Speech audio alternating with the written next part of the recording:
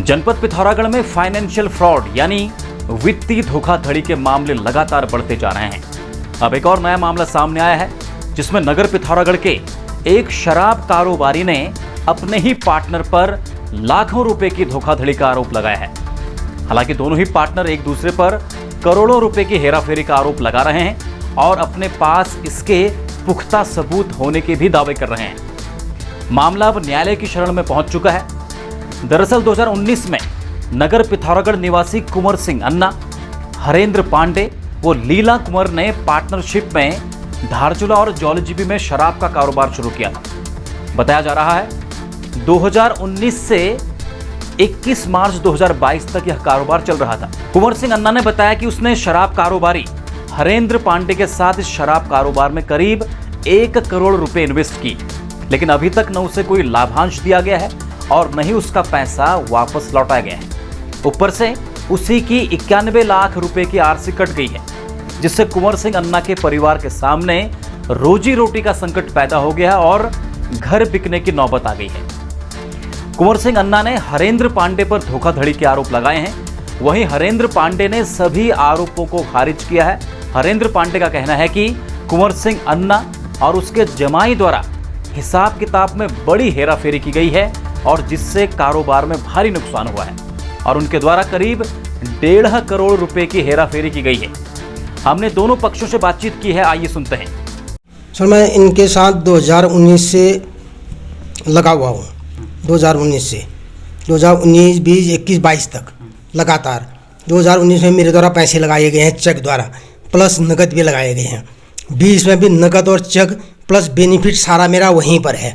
और 2021 में भी पिछला 2 साल का बेनिफिट और पूंजी बड़ी भी है मेरी। और ये सब मैंने उनके प्रति लगाए रखा है, पूरा कंपनी में ही लगा रखा है, जो लास्ट में 2 साल अच्छा खासा बेनिफिट हुआ। उसके बाद तीसरे साल इन्होंने कह दिया कि पूरी पूंजी डूब गई है, घाटा हो गया है। मेरी आरसी कटा दिए, अधिभार नहीं भरा। जौलीजीबी की दुकान का मैं अनुज्ञापी था तो मेरा अधिभार नहीं भरा गया, तो मेरी आरसी कट गई है। 91 लाख रुपए की मेरी आरसी कटी है, जो ये भरने से भी मना कर रहे हैं। सारा पैसा मेरा लग चुका है। अभी तक मेरा बेनिफिट सहित 1 करोड़ के आसपास मेरा पैसा लगा हुआ है कंपनी में, नकद सहित पूरा पैसा लगाया। और इनके द्वारा मांगे जाने पर, दस्तावेज मांगे जाने पर अगर घाटा हो रहा है तो क्यों हो रहा है, कहाँ पर हुआ, मेरे को दस्तावेज दो, मेरे को डीआर दो, बैलेंस शीट दो। हर चीज़ मांगने पर मेरे को प्रस्तुत नहीं किया जा रहा है। और यही चीज़ मैंने एसपी साहब के ऑफिस में वहाँ कंप्लेंट की। उनके कहने उनने 1 महीने का टाइम दिया, उसके बाद भी इन्होंने एसपी ऑफिस में कागज़ जमा नहीं करे। मेरे कोई दस्तावेज नहीं दिखाई जा रहे। मेरे पैसे का सिर्फ ये मौखिक का दिया जा रहा है, पूरा मतलब ख़त्म हो गया है, हम लूट चुके हैं, हमारे पास पैसा नहीं है। और मेरी आरसी कटवा दी है और बैंक से मेरी प्रॉपर्टी बैंक में रख के लोन लिया गया, वो लोन का पैसा भी इसी में लगा हुआ है। मेरी एक आरसी कटी है और दूसरी आरसी और कटनी बाकी है मेरी। और मेरी पूंजी 1 करोड़ पे मेरी पूंजी डूब गई है, ये इनके द्वारा कहा गया है। और बैलेंस शीट में हेराफेरी हुई है। बैलेंस शीट इससे जो हमारी डीआर है, जो हमारे इनकम का स्रोत, इनकम वाला जो हमारा रजिस्टर होता है, उससे मैच बिल्कुल नहीं कर रहा है। जब हमने बराबर पैसे लगाए हैं सभी आदमी, 2019 में सपोज 2019 में पैसे लगाए तो बराबर के पार्टनर रैंक आ गया और उसमें मुझे 2% का पार्टनर दिखाया गया। हरेंद्र पांडे ने खुद 90% अपने ऊपर दिखाया गया कि मैं 90% का पार्टनर हूँ, तो 2% का है, ये दिखाया गया। अपनी पूंजी को बढ़ा दिया गया, पूरा जो बेनिफिट था खुद खा गए वो।